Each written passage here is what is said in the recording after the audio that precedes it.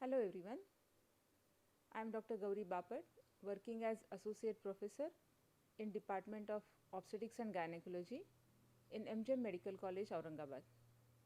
Today we will be discussing about diabetes in pregnancy. The incidence of diabetes mellitus is increasing worldwide. Indian ethnicity is a major risk factor for development of diabetes mellitus. The prevalence of diabetes mellitus is increasing in all generations, and same is true with diabetes in pregnancy. In pregnancy, the prevalence has now reached up to 10 to 20%. When we say diabetes mellitus, which words come to our mind? It's mainly glucose, insulin, obesity, stress, complications of diabetes in kidneys, in retina, in blood vessels, and the treatment parts like sugar-free diets, exercise, and so on and so on. So today we will learn something about diabetes in pregnancy in following headings, under the following headings. We will learn about the glucose metabolism, how the glucose metabolism is altered in pregnancy, what are the effects of diabetes on pregnancy and vice versa, what are the complications of diabetes during pregnancy, how we will manage a pregnant lady with diabetes during her antenatal period, during her labor, and during her postpartum period. Now let us go back to some basic metabolic changes or the metabolism of carbohydrates in our body. In this diagram, we can see there are two organs which are involved in glucose metabolism, that is liver and pancreas. There are two hormones which are involved, one is glucagon and other is the insulin, and two basic pathways which alter the glucose balance in the, or we can say glucose levels in the body, that is when the glucose is on the higher side, which hormones work, and when the glucose goes down in the blood, which hormones work. So here we can very well see that whenever the blood sugar rises in the body, insulin is secreted from the pancreas, and this insulin improves or increases the glucose uptake by the cells like adipose tissues, kidneys, and in the liver this excess glucose is converted into glycogen. Whenever the blood sugar levels go down, glucagon is secreted, and this glycogen which was stored in the liver, which is metabolized to glucose and is then released into the body to control the blood sugar levels.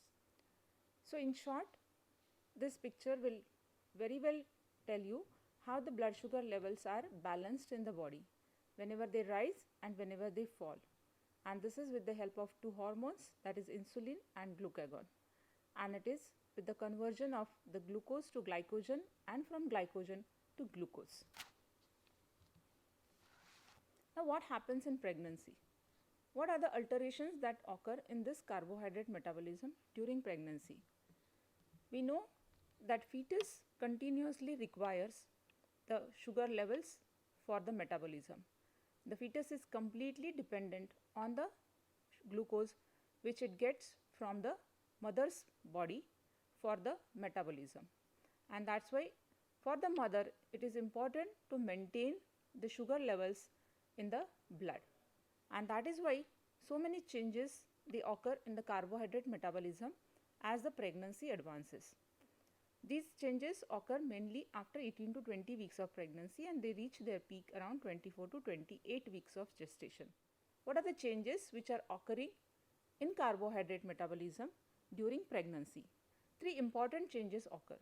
The first one is hyperinsulinemia.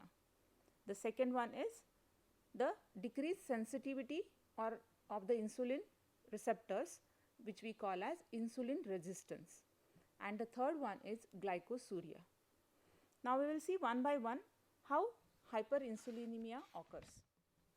During pregnancy, some anti-insulin hormones are secreted by the placenta. They are human placental lactogen, human corticotrophin, and the raised levels of estrogen and progesterone during the pregnancy, which is secreted from placenta. All these hormones have got anti-insulin action, and because of this anti-insulin action, they increase the resistance of the mother's body to the circulating levels of insulin, and so blood sugar levels keep on rising in the mother's circulation, which ultimately keeps on stimulating the pancreas to secrete more and more amount of insulin, and this results in hyperinsulinemia. In the kidneys, there is lowering of the renal threshold for glucose, and that's why the glomerular filtration is increased as compared to the tubular reabsorption, and lots of amount of glucose is excreted in the mother's urine. Third change which occurs is insulin resistance, in which the muscles, the kidneys and the fat tissue in the mother's body with insulin receptors becomes less sensitive to the insulin. The resultant of all these changes is postprandial hyperglycemia and fasting hypoglycemia in the mother's body. The placenta acts as a barrier for the hormones to cross over. So, insulin and glucagon from the mother's body cannot cross to the fetus. The hormones cannot be transmitted from mother to the fetus, but only glucose, amino acids and the ketone bodies, they cross over from the mother to the fetus, and this plays a very important role in the development of complications in the mother because of diabetes. The types of diabetes in pregnancy we can classify into three types. The one which develops only during pregnancy, we call it as gestational diabetes. The type 2 diabetes patients, they can also land up in problems during pregnancy, that is pregnancy with type 2 diabetes mellitus, and the patients of type 1 diabetes mellitus which become later on pregnant, that is pregnancy with type 1 diabetes patients. Why we are so much worried about the pregnancy in diabetic patients? The patients who are already diabetic, they can have lots of complications and alterations because of this altered metabolism of carbohydrates during pregnancy. What are these alterations?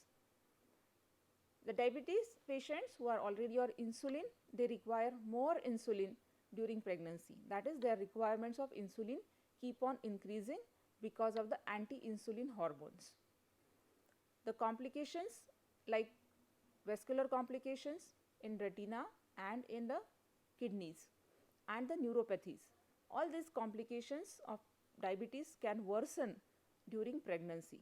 Infections and the fasting hypoglycemia or the hyperemesis patients during pregnancy, they can also have more complications if they are diabetic, that is ketoacidosis. So, increased chances of ketoacidosis during pregnancy in diabetic patients. Now, we will see what is the effect of diabetes on pregnancy. There is alterations or complications during antenatal period, during intranatal period and during postnatal period because of diabetes. There are increased chances of abortions, increased chances of preterm labors, increased chances of sudden intrauterine deaths, more chances of polyhydramnios and its complications, and increased incidence of preeclampsia because of diabetes during pregnancy. In the intranatal period, that is during the labor process, there can be more chances of perineal injuries because of big babies.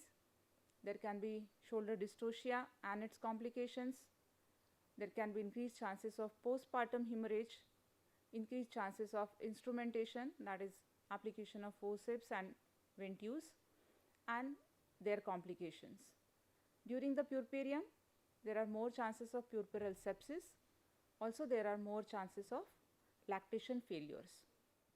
The fetuses of the diabetic mothers, they are usually big. We call them as macrosomic babies, and these babies suffer more problems in the immediate neonatal period also and during the process of labor also. They are more likely to have birth injuries because of the big size. because of shoulder dystocias. They also have more chances of neonatal hypoglycemia, hypocalcemia, hypomagnesemia, hyperbilirubinemia, and respiratory distress syndromes. More babies can have congenital malformations, and when these babies they grow, they are more likely to have obesity and diabetes mellitus in their future life. Now we will see how the maternal hyperglycemia causes macrosomia in the fetus. Raised levels of blood sugars in the mother's circulation, they are transmitted or they are transferred to the fetal. Hyperglycemia stimulates the fetal pancreas, and there is hyperplasia of the islets of Langerhans, leading to increased secretion of insulin in the fetus. This increased insulin in the fetus causes deposition of fat in the fetus, causing macrosomia. Now we will see how the fetal hyperglycemia leads to congenital malformations in the fetus. The maternal hyperglycemia is responsible, or it leads to ketoacidosis in the mother with formation of ketone bodies. These ketone bodies can be transferred to the fetus and they cause free radical formations in the fetus, and then they are more toxic, leading to congenital malformations. The major congenital malformations in the fetus, they affect the central nervous system, the cardiovascular system, the renal system, and the gastrointestinal system. In the fetus, there are more chances of neural tube defects and sacral agenesis. There are more chances of gastrointestinal defects like omphalocele and gastroschisis. More chances of renal dysplasias, renal agenesis, and in the cardiovascular system there are more chances of ASD, VSD, Fallot's tetralogy, transposition of great vessels. So we can see in almost all systems of the fetus there can be congenital malformations because of diabetes, especially the uncontrolled diabetes. Here are some of the pictures just to enumerate these congenital defects more commonly seen in mothers who are diabetic.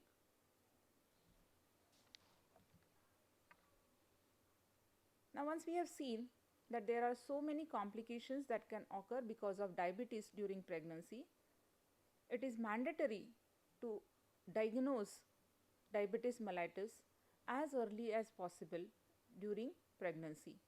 So that for this we will have to screen the patients. As we have seen, being Indian in origin, the Indian ethnicity itself is a very high risk factor for development of diabetes mellitus.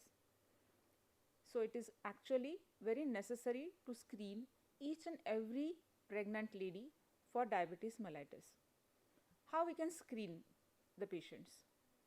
For that, if it is not possible for each and every patient to screen, we will have to identify some of the high risk factors which can lead to diabetes during pregnancy. So which are these high risk factors? As we have seen, Indian origin, patients who are more than 35 years, the pregnant lady with high risk of family history of diabetes mellitus in the pregnant lady,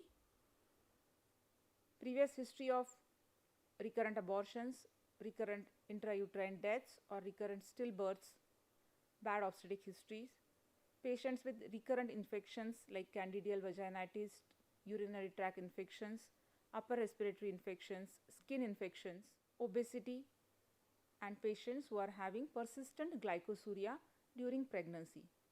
We need to screen all these patients at priority. Now, how we will screen them? We screen them by a test called as oral glucose challenge test. 75 grams of glucose is given orally irrespective of the previous diet, whatever she has taken to the lady, and we do the blood sugar levels after 2 hours. venous blood sugar levels, they are usually 15% higher than the normal blood or the original blood sugar levels. They are interpreted as normal, impaired and diabetic. So when 2 hours blood sugar levels, they are less than 140 milligrams per cent, we label the patient as normal. If they are between 140 to 200, we label them as impaired glucose tolerance, and when it is more than 200, we treat them as frank diabetes. Once the diabetes is diagnosed during pregnancy, the management policies will include the medical management and the obstetric management. But before we go for the medical and the obstetric managements, a word about preconceptional counseling.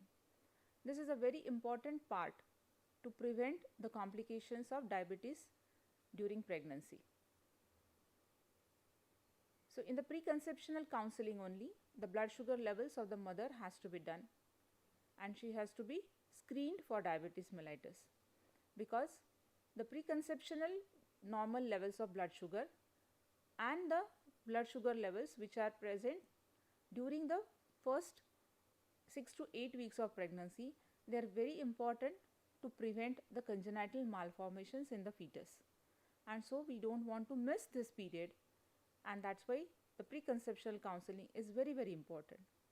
Those patients who are already diabetic and they are planning for pregnancy, they should also have preconceptional counseling, and they should be provided with the information that the strict blood sugar control levels around the conception, that is in the periconceptional period, is very, very important to prevent the congenital malformations.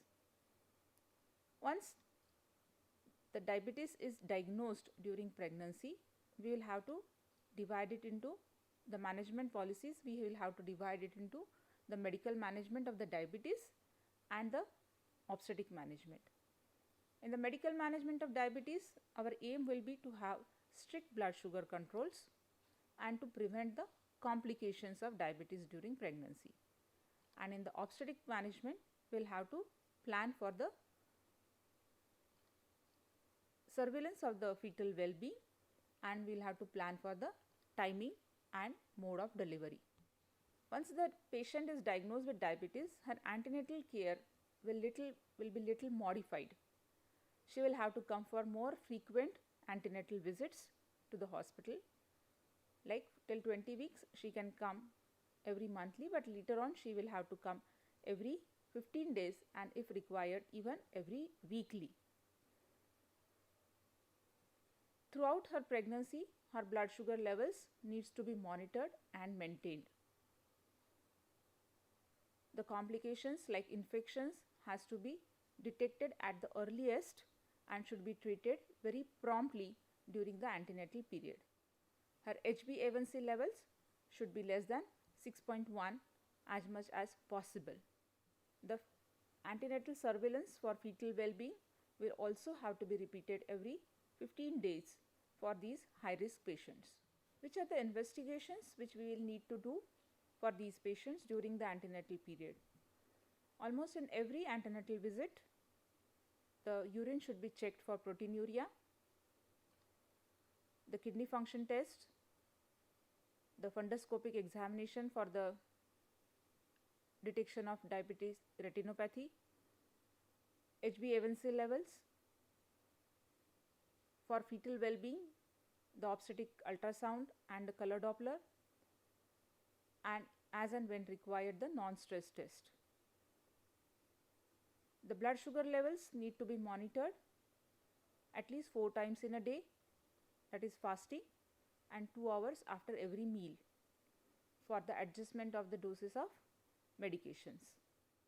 The 4 important principles of medical management of diabetes during pregnancy are diet, exercise, insulin therapy and treatment of complications. The aim of medical management is that the fasting blood sugar levels should be less than 95 milligram per cent and the postprandial blood sugar levels should be less than 120 milligram per cent.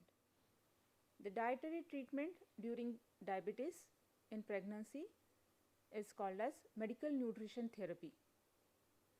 It tells us about how many calories the lady should consume, in how many meals it should be consumed, what percentage of carbohydrates, proteins and fats should be there in her meals, and what extra things she should be consuming during the diet.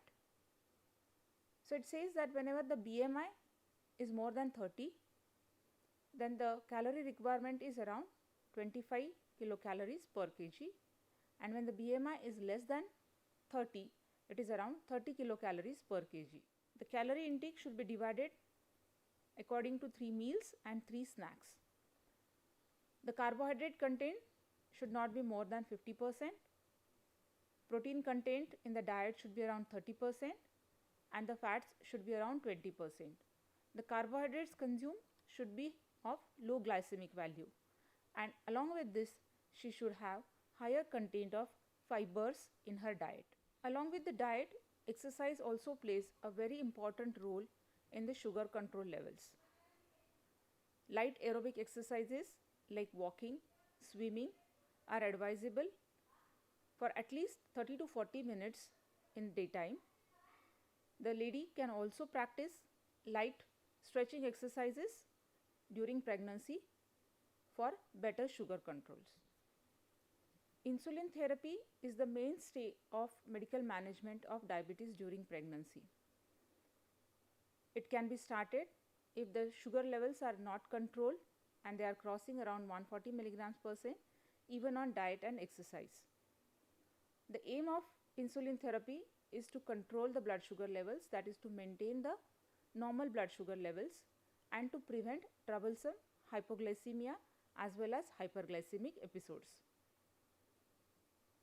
Regular monitoring of blood sugar levels is very essential during the insulin treatment, and so many of the times we have to train the patient for self blood glucose level monitoring by the glucometer.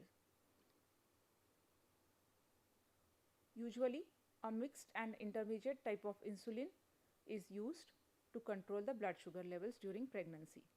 Is there any role of oral hypoglycemic agents during the management of diabetes in pregnancy? Except metformin, all the other drugs are included in category C drugs, so should be used with caution. But metformin can be used regularly during pregnancy for sugar controls. There are evidences that there is placental transfer of this drug, plus the hypoglycemia is unpredictable after consumption of oral hypoglycemic agents, and so patients should be trained to identify the symptoms of hypoglycemia and how to treat it immediately. Counseling of patients is very important for good outcomes during management of diabetes in pregnancy. The patients need to understand the importance of frequent antenatal visits, strict blood sugar control, maintenance of weight, self-monitoring of blood glucose levels at home, and they should also understand the management of hypoglycemic episodes. The diabetic patients are usually not allowed to go post-date. So those patients who are having well-controlled diabetes, young patients, not obese, and having good obstetric history, they can be given trial for vaginal deliveries, and we can wait in these patients for spontaneous onset of labor. But those patients who are obese, they have got poor blood glucose control, they have got bad obstetric history and vascular complications, we need to induce these patients at 38 completed weeks of gestation. What are the indications for cesarean section in diabetic patients? Macrosomia, that is the fetal weight more than 4 kg. The patients who are having diabetic complications, and there are associated obstetric complications like preeclampsia are the major indications for cesarean section. The incidence of cesarean section is around 50% in diabetic patients. If a diabetic patient goes in labor, we need to monitor her blood sugar levels every 2 hourly. We have to start with the insulin drip of around 1 to 1.5 units per hour. There has to be a continuous electronic fetal monitoring for assessment of fetal well-being. We should avoid prolongation of labor in these patients. In the puerperium, there is a sudden fall of insulin requirements within first 48 hours, and so the frequent blood sugar level monitoring needs to be continued, and accordingly the insulin doses need to be adjusted. There has to be early initiation of breastfeeding for the fetus, for the neonate, because there are more complications in the first 48 hours after delivery in the neonate, that is hypoglycemia, hypocalcemia. Preferably the monitoring of the baby should be by a neonatologist. Patient should be counseled for contraception, and also she should be counseled for repeating the oral glucose challenge stage at 6 weeks postpartum, and she has to be counseled for the higher chances of development of diabetes mellitus in the future. During puerperium, the patient needs antibiotic cover, especially if her blood sugar levels are not controlled. Thus, we can conclude that diabetes in pregnancy makes a pregnancy a high risk pregnancy, and it will need efficient antenatal, intranatal and postnatal care for good outcomes. Thank you.